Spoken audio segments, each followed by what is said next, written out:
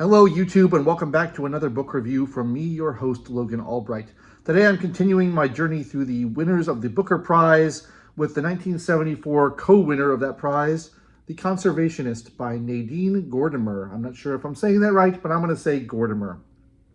This won the prize alongside of the other book that I read recently called Holiday from 1974, and this is a novel about a rich man named an industrialist who made his fortune in pig iron named Mering, who is feeling a little bit lost and disconnected in life and buys a farm in South Africa to try to get reconnected to the land and to nature and to his life and kind of his existential crisis and his search for meaning in the world. The book opens with them finding a corpse of some random man on the farm, and this is sort of a harbinger for all the bad things that are going to happen throughout the course of the novel. The farm is beset with disasters, from droughts to floods to all kinds of disgruntled employees to all sorts of things. And Mering is estranged from his family. He doesn't talk to his wife or his son. He's got a mistress who doesn't really seem to like him very much. And he doesn't really know much about farming. He visits the farm on the weekends and kind of supervises, but he's hired a bunch of locals to run the thing for him, and he's just trying to keep it going. It's not really making any money, but he doesn't really care because it's a tax write-off for him. And we just kind of follow him around and learn about him and his life and his views and kind of his attempt to reconstruct some sort of meaning in his life after losing his family, essentially. I think, what do I have to say about this book? It's well written. All these books have been well written so far. It's got some insight into the human condition. I think that Mering is expected to be presented as sort of a pathetic figure. I'm not sure I quite read him that way, based on the reviews that I've read of this book from other people talking about it. It seems like people have a lot of contempt for Mering as someone who is kind of intruding in a world that he doesn't belong in, this world of farming, which he doesn't know anything about, his alienated family, his devotion to his wealth, things like that. He's not regarded highly. But I have a little bit of a more complicated interpretation of him. I have a little bit more sympathy for him. For example, his mistress is this younger woman who is sort of a socialist. She's got some kind of radical ideas, and she's constantly criticizing him and sort of, nitpicking him, and she seems to really not like him very much. I don't know why they're together. But she always says, if I had your money, I would just, instead of building this farm, I would just preserve the land and keep it the way it is. And she seems very critical of him for having made money. And she's kind of got this idea that wealth is bad, this kind of socialist idea, which I don't share. And Mering points out that she would never have his money because she doesn't do anything to earn money. She doesn't have the temperament of the type of person who has to do what you have to do in order to make money. And so it's easy for her to kind of wish and hope and kind of complain about inequality and injustice and things like that, but she's not doing anything to fix it. She's not doing anything to earn money. And so her complaint rings a little hollow, whereas he has worked hard and he's earned the money that he has. And, he may not be a good farmer and he may not be of that world, but he's making an effort. He's bought this farm and he's trying to run it to the best of his abilities, even though he doesn't really know what he's doing. He's trying to keep the workers motivated and keep them doing a good job and maintaining good relations with them. You could say it's sort of a misguided attempt, but, he's making an effort to kind of pick up the pieces of his life. And so while he's not the greatest guy in the world or the most admirable man in the world or the most heroic man in the world, I think there's some nobility to him. And I found the mistress complaining about his wealth and complaining about inequality and stuff much more pathetic than I found him, because what's she doing for the world? She's not doing anything.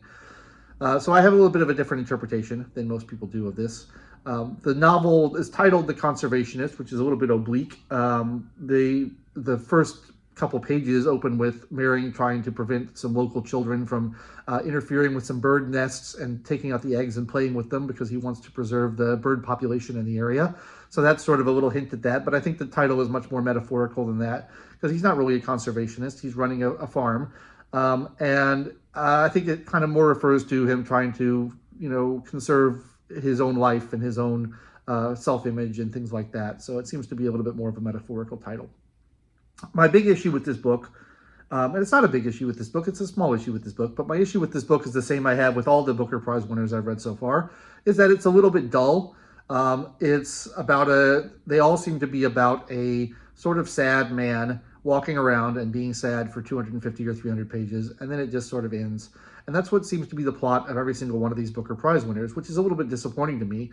There's no real heroism. There's no deeds of daring do. There's no rescuing of damsels in distress. There's no dragons. There's no robots. There's no interstellar missions.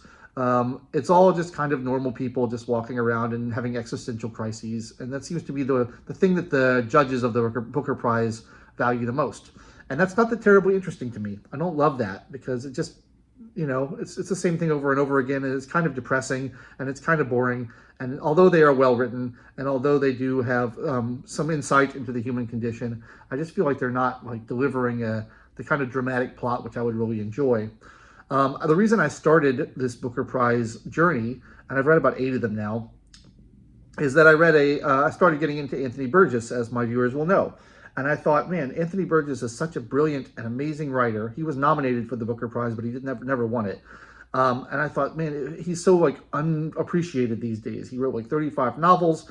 No one really knows him apart from A Clockwork Orange. And I thought he can't be the only one. There have to be other great, amazing novelists from the 20th century who have been forgotten by time and who are maybe critically acclaimed, but who didn't actually enjoy popular success or pop culture recognition. And so this was my way of trying to find and discover more of those artists by going through the Booker Prize winners, hoping to find more authors who I think are really deserve more attention than they get and deserve to be, talked about in the modern period, although they may have been forgotten. Nadine Gordimer, for example, won the Nobel Prize, so very highly critically acclaimed. So far, of the 8 novels I've read in this series, I have not found any of those authors. I found all these authors fine, but nobody has really jumped out at me and been amazing. And I'm a little bit weary of the same kind of plots that don't really have any excitement or adventure or anything going on apart from just kind of sad, shabby little men hanging out and being lonely. Not the most interesting thing to me. So I'll probably continue the series for a while. I'm not planning on giving it up just yet, but hopefully I will get to something that has a little bit more appeal to my style. In the meantime, I'll probably take a break and try to find some more exciting books to read because I really feel like I'm sort of in the mood for an adventure novel. Maybe it's time for something like that. So if you have any recommendations, leave them in the comments down below. Until then, I'll be back next week with another book review. Hopefully, I got to figure out what I'm going to read. And we'll talk about something different from these Booker Prize winners. If you've enjoyed this review, please like the video, subscribe to the channel, and click that bell for notifications. Leave me comments down below if you've read The Conservationist or any other books in the Booker Prize series that you think would be good, or books not in the Booker Prize series that you think would be a good break from these sort of dull, boring, nihilistic sort of works, which I keep running up against. I would appreciate that. Until then, I've been your host, Logan Albright, and I will catch you next time.